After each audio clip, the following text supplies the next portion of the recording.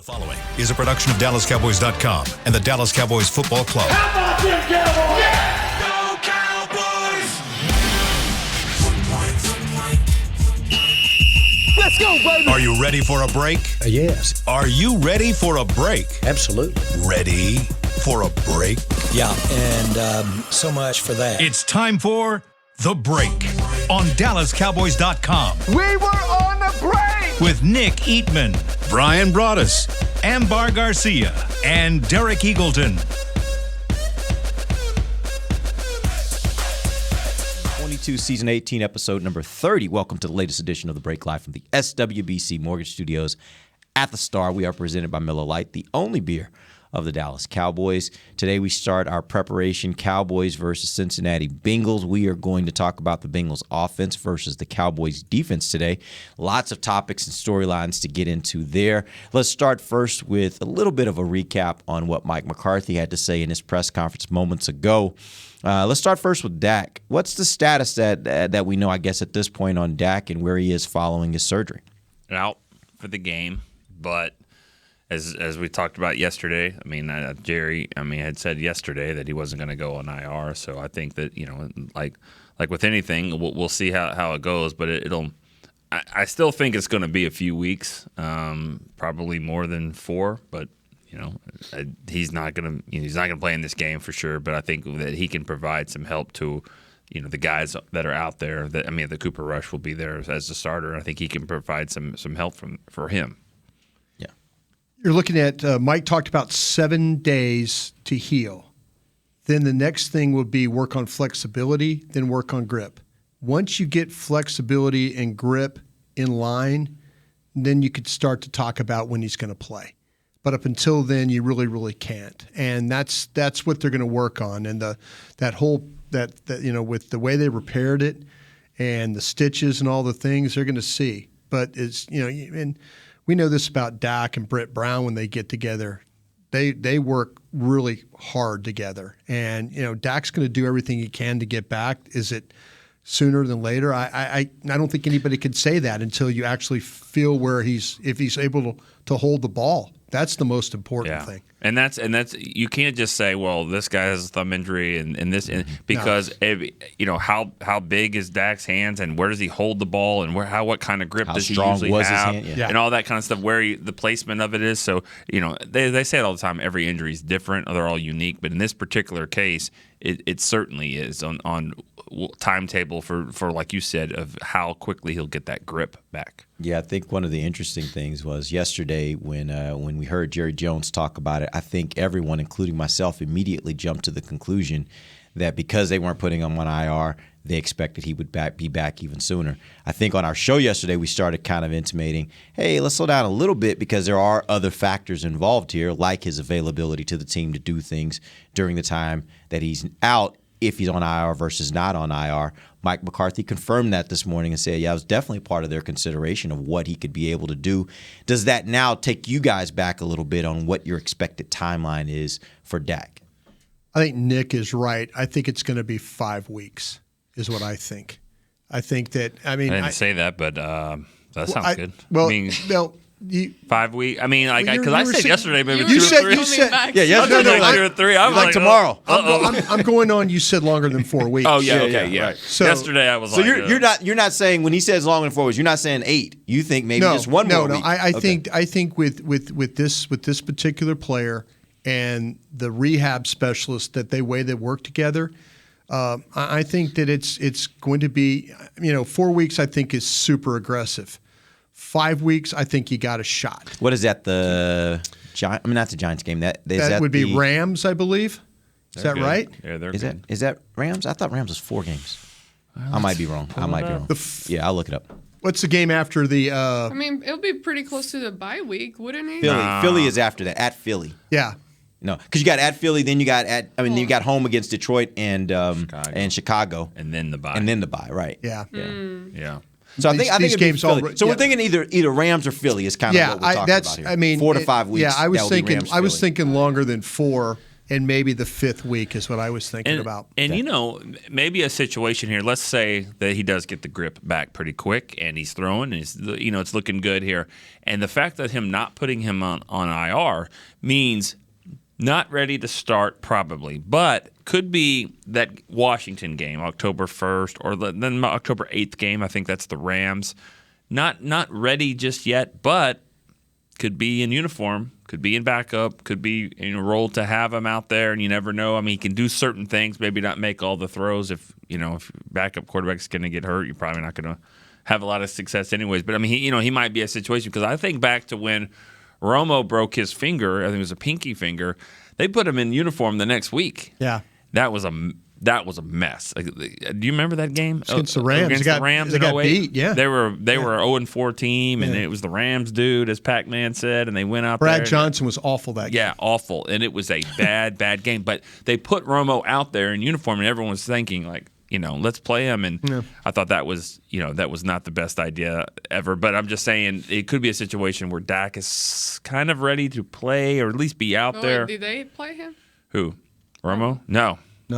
It was a mess, because they created the illusion that if he suited up, why can't he play? Right. Because Brad Johnson was so bad. And he was every bad throw, every play was looking over his shoulder like, all right, when's Superman going to come save the day? Mm-hmm. And at that point in his career, he was becoming a star, and then Romo could save this thing, and it didn't happen. And I think the next 2 weeks they just put him out, and he wouldn't. Yeah, I think that's kind of smart. Yeah. Don't give hope if there's not hope. Yeah. If you're not going to use him, then don't put him out there. Yeah, that was one of the columns I wrote after that game that I was kind of surprised I didn't hear anything from. That was it wasn't a good one. No? No, because that was just a train wreck of a game and a day, and I thought it was mismanaged, and like they had fired their coach. Like Jim Haslett was the coach. It was an interim coach situation. The Rams were terrible that year, and it was and the Cowboys were 3-0. Yeah.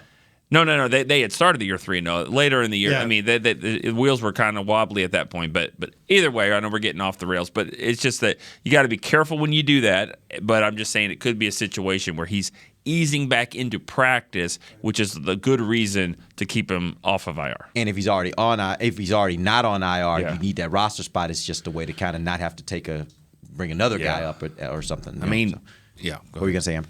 No, I was gonna say it's funny when I heard Nick just speaking about Romo and people thinking he was gonna come in and save the day, and I'm just here thinking, even when he comes back, I mean, is he at a point where Dak is gonna come in and save the day? And the only thing we can go based off was this first game. Yeah. And yes, and you mentioned it, Derek. You said everyone has a bad day, and we've seen that happen, but it's just, this is looking to be a really tough season, because even we don't feel like he's about to save the day once he gets back in. There's a lot of things that he and this offense still has to prove.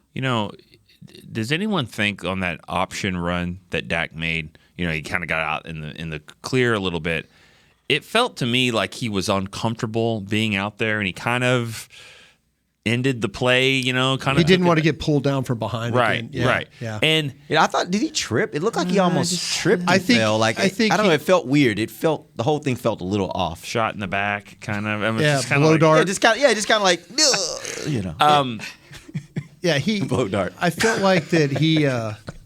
I felt like though that he knew, okay, let's get the first down, and I'll live to fight another day. Kind of a thing, and I was okay with that, because I thought it was a creative play using Turpin as the pitch man, and it froze a Pro Bowl linebacker on the play. So you're nice deceptive there of using.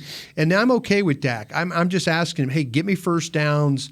If the play, if you could pitch it. If not, don't take the hit. I was okay. But yeah, it was kind of an awkward, stumbling fall, but it got the first down. Right. I think what I'm saying here, and I got to be careful on how to say this, but I believe if Dak is not comfortable running, and I don't know if that's the case, it could just be one kind of weird play or whatever, but if he's not comfortable doing that and being that, then I think the Cowboys have a problem. I really do at quarterback. I believe that they have a problem if Dak is not the player that can run and go dive forward and get a first down and touchdowns and all that kind of stuff. Because if we're just going to ask him to go sit back and throw and run every once in a while when it's wide open, I don't think that's your quarterback for you. But I will say this: if you're only going to do it twice in a game, how do you expect him to be comfortable? Like, maybe that goes back to how do you work him more into that role if that's the role you want for him where he's going to run more. Like, maybe you got to give him a few more opportunities. I agree with Nick on this point, too, because the thing that I said going into the season, I know at 105.3, The Fan, we talk about this all the time with Dak. I was expecting the rough and tumbled and get bloodied, get muddy Dak to be back. I expected injuries, all that put behind him. And I felt like that for them to have success, they were going to need him to play that way.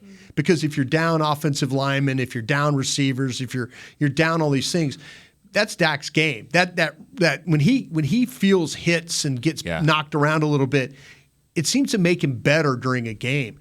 But if you take that away, if that's no longer part of his game and it becomes drop back, read the field Dak, I don't know if that's going to be successful for this team. He has to get into the feel of the game. That's why when they run no huddle, he seems to get it's like it energizes him to like, okay, I got to do this. Here we go. And it's playing like a loose, open game. If it's Dak, pocket passer guy, I don't know if you're necessarily going to win a lot of games that way. No, that Seattle 2020 game, I remember being there. It was so weird because it was so quiet, but he had injuries on the O-line. I mean, Steele was playing, moving around. Brandon Knight was out there. Zach was moving to in the middle of the game out to tackle. And there was a play in that game where he looked like he was going to get sacked 3 times, and he was kind of fighting them off, and then he threw it in the end zone. I mean, it was just – that's the Dak that I thought was going to happen. He still had 350-something yards that day and was almost willing them back into the game. And that's kind of what I thought was going to happen with this team, and it still could, but he's going to be him. And if he can't do that, then I'm worried, and I think we all should be worried. I think we all agree on that. I just question whether it is like how are they going to do that, because it's going to take creating opportunities for him to do that like they did on that option. It might be him escaping the pocket and running is what it might be. And the confidence that I'm in the open field, I'm running. And now you see that Josh Allen's stiff arm to a defensive back and then he gets out of bounds kind of a thing. I just feel like that he's so much a better player when he feels the game. Yeah. When he has to play the game of, okay, I've got to read a drop middle linebacker. Okay, wait a minute, what's going on over here? That, to me, when he says, no, I'm going to go run, I'm going to go. How many sacks last year? Right around the line of scrimmage, yard 2 back. That hesitation. That's the thing I think that kills Dak. That's what I'm thinking of, and concerned about the hesitation and the mental aspect of things. We've talked about that before, and I feel that we know how tough Dak is, and we know how much he fights to come back, but this is third year of another injury, different kind, different level, but still an injury that's going to keep you out. And every time you still got to listen to the media. You still got to hear the comments, hear this, here we go again. Dak is injury prone now. These types of things that, however, it doesn't matter how tough you are, you can't control the mental aspect of it sometimes, and it is going to affect you. So that's where I'm going back to you saying hesitation. I'm like, is he going to go back to that point where now he's more hesitant to make certain moves because he doesn't want to – he wants to try to prevent getting hurt. So is that going to cause a mental problem, again, to where he don't look confident anymore? Well, I think there's a way to handle that. I think you can call plays like boots and waggles that get him on the move, but it's not a run play, right? You just get him on the move. Get him moving around, and he will see – oh, guy's not there. I'm already out in space. Yeah. Maybe I should run, right? I think you do those kinds of things if and these are a lot of assumptions that we're making. If you're assuming that he's sitting in the pocket and hesitant to run, there's a way to get him out there and make it more natural for him to run. And again, I just go back to give him those kind of options. That's when he's a better player, is when he's moving around. One of the best plays they had in the game offensively was the pass where he throws it to Lamb and it's offensive pass interference. That was a play you get him outside the pocket. Yep. So now you're giving him the option like, okay, I see the throw. He makes it, big play. Oh, wait, it's pass interference. Or he could have said run, or take off and go. But he saw the opportunity to make a play to an open receiver. And I think those are, give him, like you say, give him those decisions. That was such a tough call. I went back and actually saw that again. Was that? I didn't really notice. It's a tough call on CD because his arm is extended and it's easy to go and look at that, especially in slow motion, and to see that. And he did. He kind of put it in there. But when you're 150 pounds and the wind can knock you down, like you've got to embrace. Either he was going to get hit or be hit, and if he gets bumped there, he could go off his route completely. So he kind of has to brace himself, and by doing that, that's what it's easy to see. I'm not saying it was a bad call, but I understand why he did it, because if he just takes on a defensive back one-on-one, he's going to lose the battle probably. And he was trying to. I don't know. And that was such a big play because a couple plays later, interception. They were kind of getting it going. Good catch. Yeah. Let's go. Let's get it moving. And that was a big play. One of the 5 key plays in the game. There you go. It was funny because you say that, and if it was on Diggs or Brown, we'd be losing our mind. I mean, if it was somebody doing that, and they doesn't seem they get those calls. Yeah, I mean, how many? The Rams game that one year in opening day where they had the pass interference call, they didn't call it. How about the Bucks week 1 last year when Godwin just knocked Jordan Lewis to the ground? Exactly. So it's one of those things where you're like, when it happens to you, you're like going, oh damn, and then when it's, what about them? They've got to call that. You can't let them, I honestly don't think they'd have called it unless the defender went down. When he went down, I think that was just kind of like sometimes you have to sell it pretty good. Yeah, I think they just thought there's a lot of contact. And it's risky as a defensive back to go down. Oh, yeah. Because if they don't call it, it might be off to the races. All right, we're going to take our first break. When we come back, we're going to jump in Cincinnati offense versus Dallas defense. We'll be back. DallasCowboys.com radio. Todd thought it would be secure to jog in the cheetah savanna. Todd believed the big cat repellent he bought online was reliable. And now, Todd is trying to be faster than this cheetah that can run 80 miles per hour. But the good news is, Todd has AT&T 5G that is fast, reliable, and secure. And he learned the best thing to do is stop running and toss her the backpack with the beef stew. AT&T 5G. Fast, reliable, secure. It's not complicated. 5G requires compatible plan and device. 5G may not be available in your area. See att.com/5G for you for details. What do you call a group of grown men and women with their faces painted silver and blue who get together every week to share a 3-hour-long ritual of jumping, singing, and toasting Miller Lite and 10-gallon hats while yelling, "How about them Cowboys?" You call it Miller Time in Dallas. Here's to the Cowboys. Here's to the original light beer. It's Miller Time. Celebrate responsibly. 2021 Miller Brewing Company, Fort Worth, Texas. The Cowboys way, where 16 Hall of Famers and 5 championships shows us what success looks like. Where turkey is always the second best part of Thanksgiving Day. Where we are all defined by one single thing, the star. Where we as fans know it's our job to keep the tradition going. Bank of America is proud to be the official bank of the Dallas Cowboys and to support the quest of living life the Cowboys way. Copyright 2020, Bank of America Corporation. This sweet! Did you get to work on time? Yeah, but I just realized it's Sunday. Little Sweet says head on home. Dr. Pepper's on its way. So sweet, unique. Baby, there's nothing better. I bet you've probably done something that deserves a Dr. Pepper. Did you invest your nest egg in an NFT? Yeah, and I don't even know what that is. It's a non-fungible token. Everyone's done something that deserves a Dr. Pepper. Back to the break.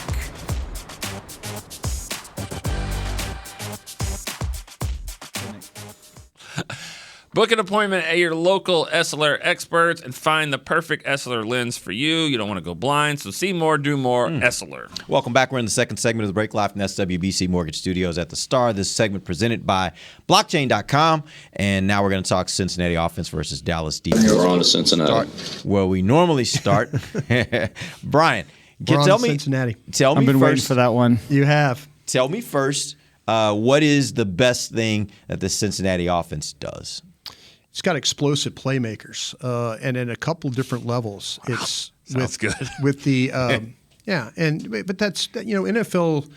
The one thing we've learned about the NFL that and the draft and the way these college receivers have come in the game, seems like everybody has a guy. Everybody has a not maybe everybody doesn't have a Jamar Chase, but these teams do have weapons on the outside. The way they throw the football, whether it's quarterbacks are developed because of 7-on-7 football or whatever. Wide receivers in college are getting a lot more opportunities. I know when I do the draft and we talk about the draft show, we always seem to have a really good list of those wide receivers. And, this kid from LSU is an incredible player. And the fact of the matter is he's worked with his quarterback, and it helps him even more. And it helped him in the Pittsburgh game on the drive that got him into overtime because of the way he threw the route to the corner at the pylon. It, very similar to what a Romo and Des Bryant kind of a connection that you had there, or Troy Aikman, Michael Irvin kind of a connection that you had there. So, Jamar Chase, going to have to deal with that on the outside. They put him in the backfield. They put him in the slot. They put him out wide. He's a handful to deal with because he can run routes at all different levels. So, is this one of those things where you say, okay, do you put Diggs on him, chase all over the field? I don't know. I think you're going to see the guys probably play their sides and go from there. T. Higgins is another really good player for them, but he got a concussion in this game. I don't know if he's going to play. So then Mike Thomas, who they got from the Rams, took over. Mike Thomas missed on a couple of deep balls. But it really, really starts with Joe Burrow here for this team. He's going to take a lot of hits. He's going to get up after every play. He's got a lot of toughness. He's slippery in the way he plays. So you're going to have to deal with a quarterback last week who's pretty stationary in the pocket. This one, you're going to have to deal with a guy that moves a lot more. And so, you can't have those where you get in position and then he ducks you and then he comes out the back door and he gains 27 yards to get him in field goal range. Yep. That's what this kid does. So let's look at the flip side. Where are they most vulnerable? I think the offensive line again. Lyle Collins was not very good for them last week in the game, and Lyle Collins had no training camp practice. He really he looks out of shape. He doesn't look quick. The hip problems, the bend that people were saying, well, Lyle Collins, move him to guard, move him back to. They told you here that he couldn't bend. He doesn't look like he bends very well anymore. So, that's a big issue there. And you got Watt rushing off the edge, and that's a big problem. But when you have a guy, and the great thing about it is a guy like Tank and these rushers for the Cowboys, they know how to attack Lyle Collins. They know watching the tape like, he hasn't figured this one out yet. So I would say keep an eye on Lyle Collins at the right tackle. They have a rookie and here we go again, another rookie at guard, Cordell Volson that they got. And, in my mind, he was a guy, they took him in the 4th round. He was more like a 7th round type of a guy. So I think a lot less ability playing at left guard, but they give up a lot of hits on the scoreboard. Even Jonah Williams, the left tackle, who is, everything wide, he's fine, but then you spin him back inside or rush inside on him. He didn't do a very good job of handling Pittsburgh last week on that. So, they've got some spots. They've got some spots. You could go at the right tackle, the left guard, and if you want to spin inside or take the left tackle inside, you could do that as well. Sounds like a lot of leaky spots. Yeah. The one thing that I think is a little bit concerning with them, maybe more so than what Tampa did, is that if Mike is going to be rushing from linebacker spots, that leaves your linebacker spots open for the dump offs and screens. And I think passing to Mixon in the flat is something you got to watch. So Hayden Hurst is a real good player too. The tight end, that they have is a good player as well. So that being said, I mean, I've really flipped on this. I liked the idea of him being a linebacker and all that, and I still think he should rush in different ways. But he was better off the edge than any other spot. So I think you just figure out each game, where is he going to have some effectiveness? And if it's on the outside, sorry Dorrance or sorry whoever, he's just got to make sure that he's not a liability to run at. And I don't believe he is. No. I asked you about that. No, I think he's fine. That's the thing about it. Where they struggled on the edge was really at the corner. And then Vander Esch, I know Coach talked about, I thought Vander Esch played well, but there were a couple of times. There was one play where the ball went to the outside. Diggs, Vander Esch, and Armstrong all got hooked up, and they couldn't get off the blocks. And now you got a big running play going for about 10 yards off that edge.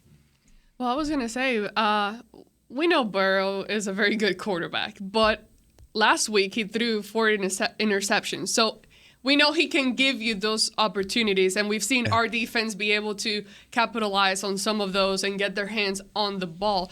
But my concern is, depending on the time of possession from the Cowboys offense, how tired can our defense be to the point where now they're not playing at the level that we're expecting them to? Could this be, and after you mentioning all the talented players that they do have on offense, aside from the offensive line, like all of those players, making them run all throughout the game, and if our offense can just kind of kill time and be on the field a lot longer, is this something that could be a problem for the Cowboys? Yeah, I think said it. Yeah, I think that time of possession is, especially early in the season when you're not really in football shape, is difficult. When you get a team,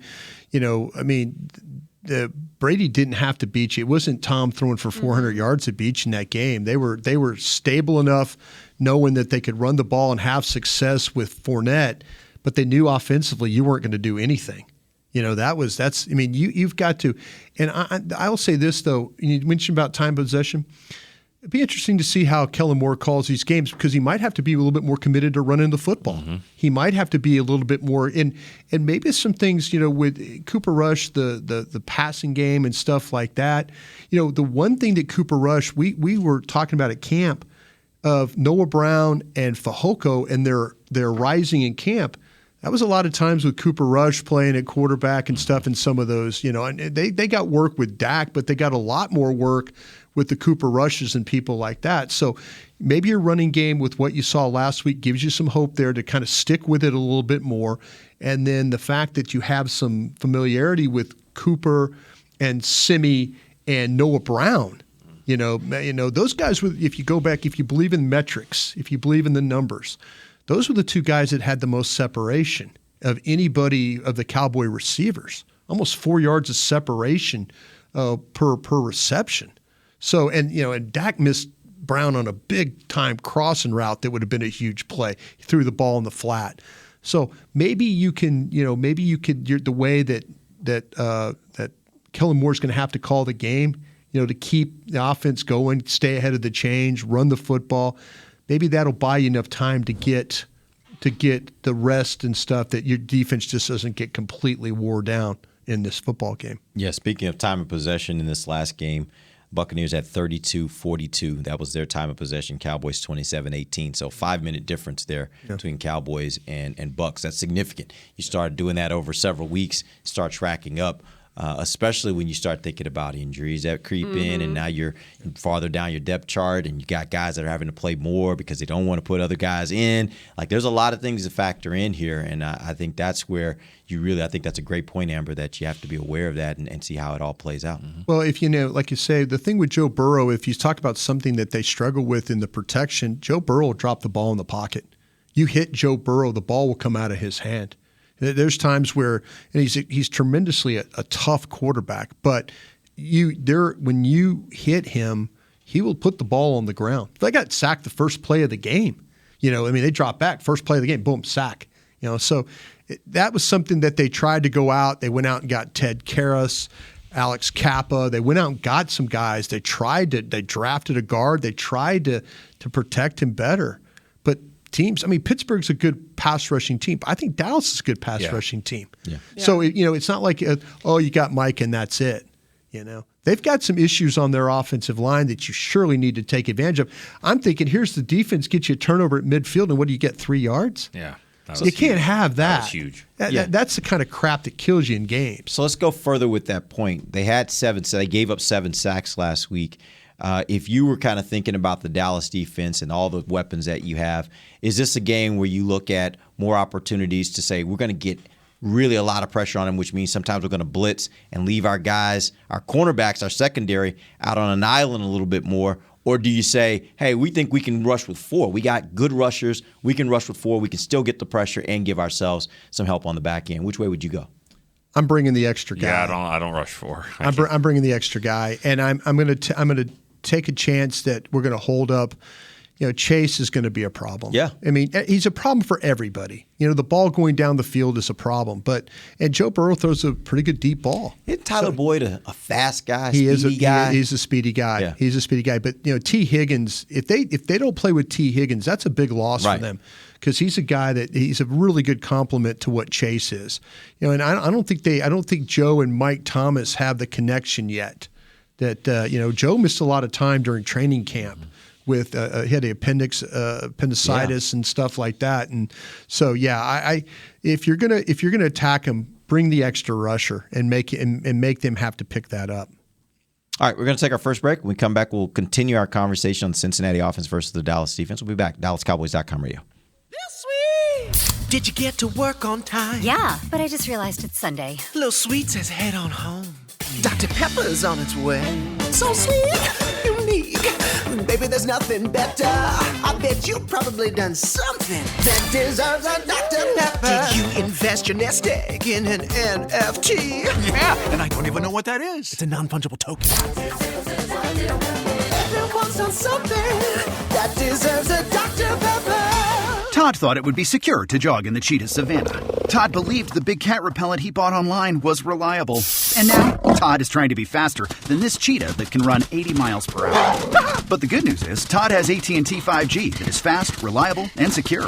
And he learned the best thing to do is stop running and toss her the backpack with the beef stew. AT&T 5G. Fast, reliable, secure. It's not complicated. 5G requires compatible plan and device. 5G may not be available in your area. See att.com/5G for you for details. Brace yourself for an existential question. Has your butt been having enough fun lately? Have you been treating it well? Has it been going places? If not, then it's about time you start using SeatGeek. SeatGeek is the best way to get your butt tickets to live events. Just ask the thousands of other butts who have rated it the #1 ticketing app. So what are you waiting for? Download the app now or visit SeatGeek.com to get tickets to sports, concerts, and live events and make your butt happy. SeatGeek. Get your seat in a seat. What do you call a group of grown men and women with their faces painted silver and blue who get together every week to share a 3-hour-long ritual of jumping, singing, and toasting Miller Lite in 10-gallon hats while yelling, "How about them Cowboys?" You call it Miller Time in Dallas. Here's to the Cowboys. Here's to the original light beer. It's Miller Time. Celebrate responsibly. 2021 Miller Brewing Company, Fort Worth, Texas. Back to the break. October 2nd at the Ford Center is our first game day minicamp. It's presented by Invisalign from 11:30 to 3:30. You can watch the Cowboys take on the Washington Commanders. You can bring the kids out while you go to your favorite restaurant in the Star District. They'll have the minicamp for the kids. You can register at DallasCowboys.com/academy. All right, welcome back. It is the final segment of the break.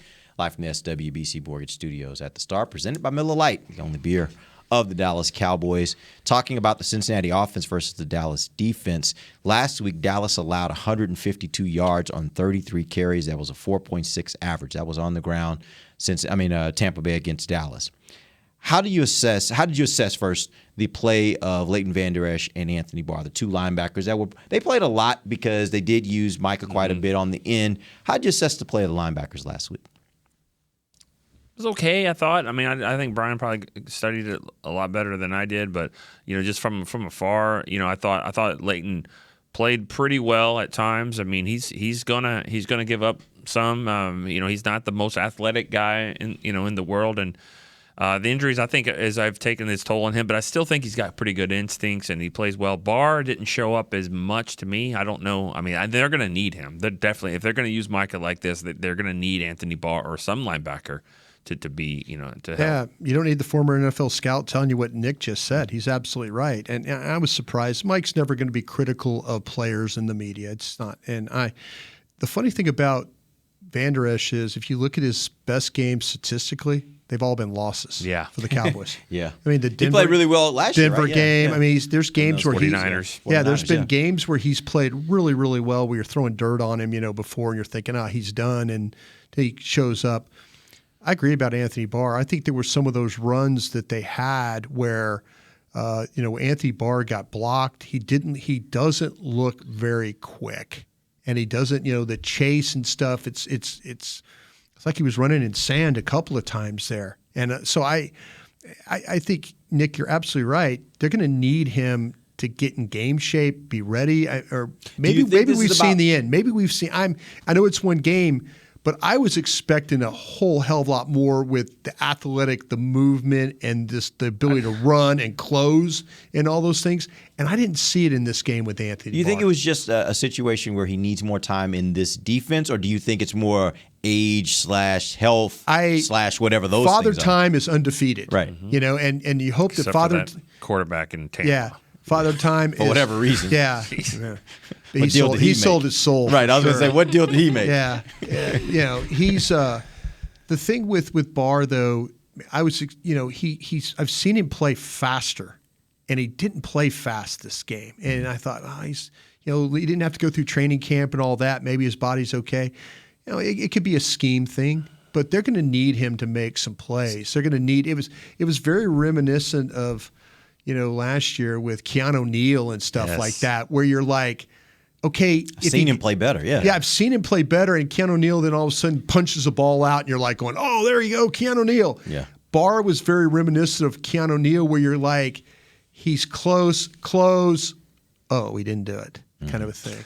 You got nine Pro Bowls with Jason Peters and 4 with Anthony Barr, and you're like, you're not seeing it yet. Now Peters hasn't played yet. Yeah. We'll see, what's going to happen with him. But that's a good comparison about Keanu Neal because you're expecting more, and you haven't seen it. I don't remember how the Vikings played him. I mean, always thought he was like kind a of rusher. Yeah, he was, rusher. Yeah. Made Pro Bowls because you're an outside linebacker. Yeah. But you're really a defensive Mike end. Zimmer used him a lot of really creative ways. Yeah. And Will McClay, I remember when we were all over at Valley Ranch, I remember walking by his office, and he loved Anthony Barr. That was he's like, man, you got to watch this guy. And he was making cut-ups and stuff. So, maybe it is about getting in football shape and getting ready to go, or maybe Father Time has tapped him on the shoulder and told him, hey, you're not going to be able to chase the play. You're not going to be able to play the point of attack, or you're not going to be able to do this like you once did.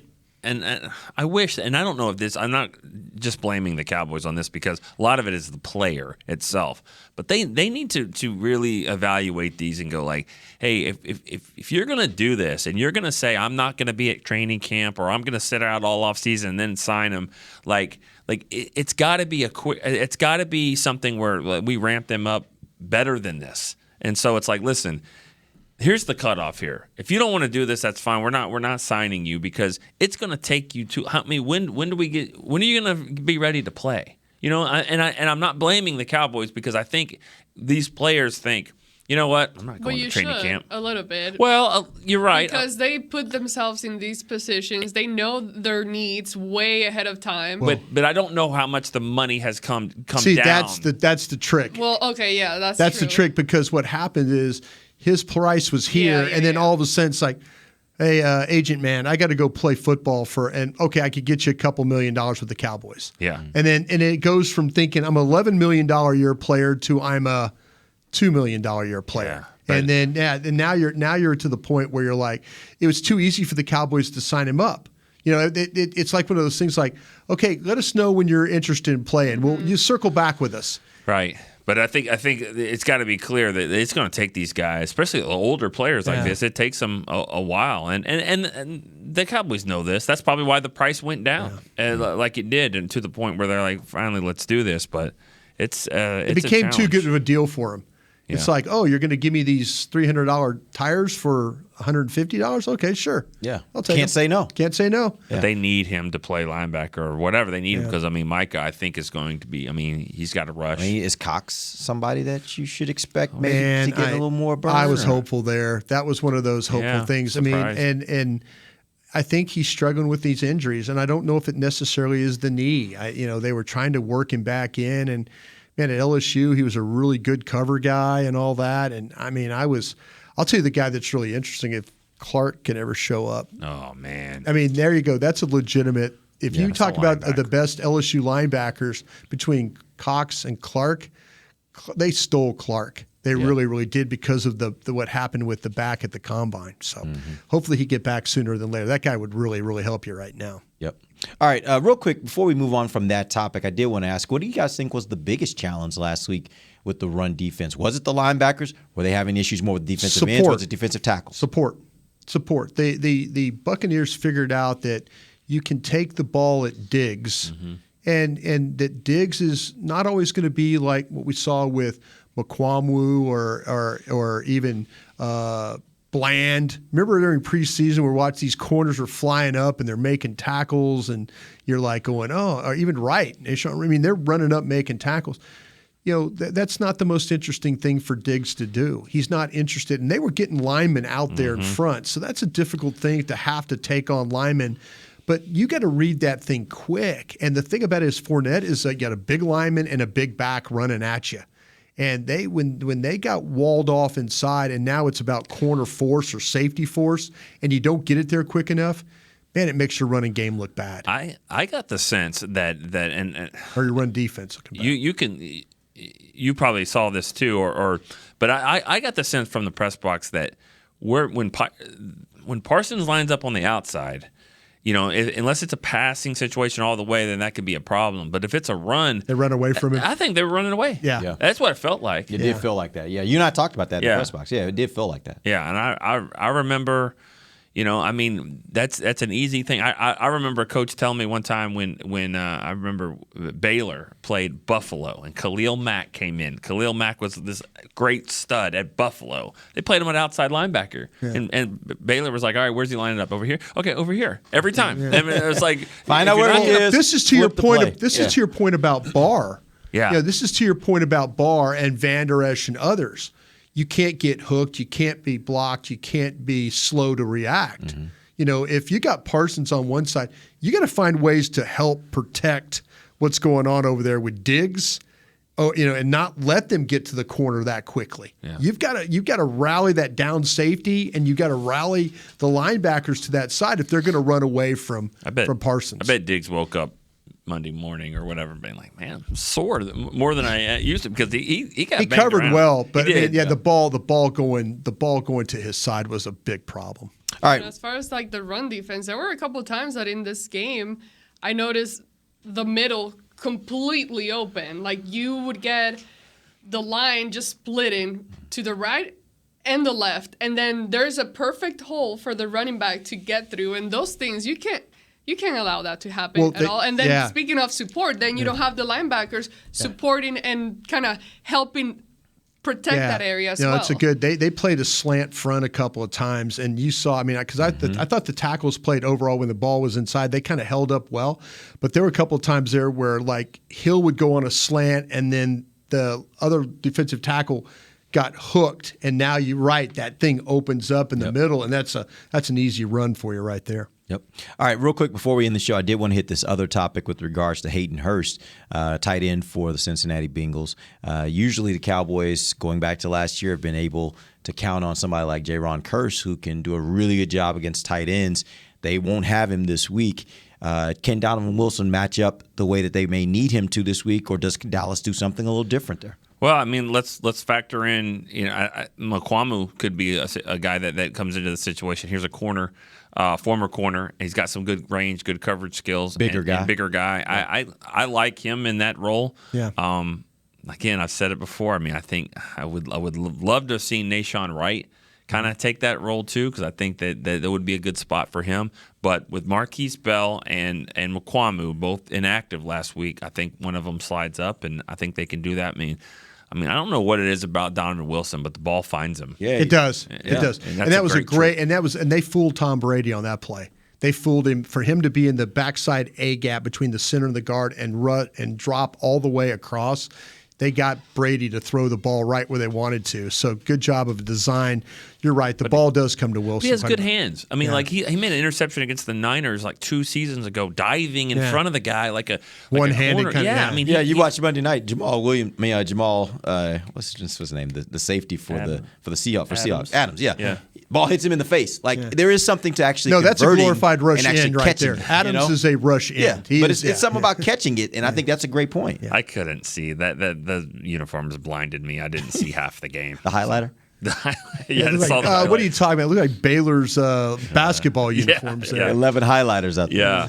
Yeah. So I mean, what you're saying is McQuamu is your answer there. You think McQuamu may be the guy that you kind of it might be a situation. How well do you feel about Joseph or Bland or one of those guys playing as a guy, but moving like a Jordan Lewis to take him. Yeah. We've seen Jordan Lewis have some big covers. Yeah, against bigger guys. Yeah, too, and depending on what Cincinnati does in the slot, you can maybe think about, well, maybe we could put one of our other guys in the slot and then move Jordan Lewis to be that cover guy. I mean, I hate to say this about Hayden Hurst, but I mean, to me, it was kind of like last year with Schultz. Yeah. It was like, these guys, like, what are they going to do with Schultz? I mean, at some point, you're just going to have to cover the guy. Yeah. Like I can't worry about Hayden Hurst when I got Chase and no, and that's Higgins. the problem. So it's like that's true. We're gonna, but that's the thing. They got a ton good for them. Yeah. of skill players. Skill guys. They absolutely have, and you didn't even mention Mixon, right? They got a lot of guys. When you sucked for so long, you're going to get good picks, and that's it. I mean, they've gotten good picks. Your answer is pressure Burrow. Get after him. Get after Joe Burrow. Got those tiny hands. Remember, he tweeted that out. I got these tiny hands. I might have to retire from the game. So, guy's one of the best I've ever seen play quarterback. Really good. And I have a hard time thinking he's going to have another bad week like he did last week. Such a good point. We talk about training camp, about how Noah Brown didn't get a lot of time with Dak, and then all of a sudden it's like you're looking at it, I don't know what just happened, but you look at it and you say, Chase and Burrow, they got great time together for 2 or 3 years before this. So, they have a great They have an connection. advantage. Yep. Sure do. All right, appreciate you guys joining us. Back tomorrow, we'll talk about Cincinnati's defense versus the Cowboys offense. Interesting conversation. Appreciate you guys joining us. Nick Even, Brian Broaddus, Amber Garcia. I'm Derek Eagleton. This has been The Break, live on DallasCowboys.com radio. This has been a production of DallasCowboys.com and the Dallas Cowboys Football Club. How about this?